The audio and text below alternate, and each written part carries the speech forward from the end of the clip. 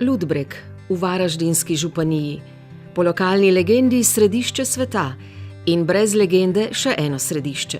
Ludbreg je svakako hrvatski centar cvijeća, još jedna manifestacija sajam cvijeća koja se održava od 3. do 5. svibnja je zapravo dokaz da je Ludbreg najveći proizvođač živoga cvijeća u Hrvatskoj. Na trgu in v dvorcu se predstavlja na stotine pridelovalcev pisanega cvetja, balkonskih rož, stebelnic. Ludbreg živi za turiste in od turistov.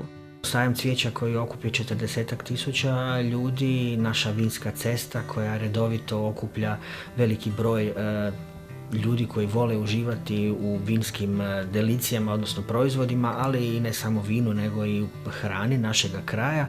V začetku septembra pa imajo največjo manifestacijo, Sveto nedeljo.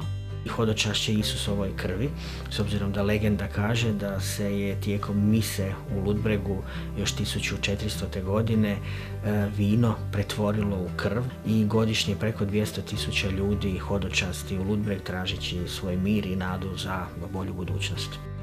Le 50 kilometrov od mađarske in slovenske meje, od 3. do 5. maja v Ludbregu.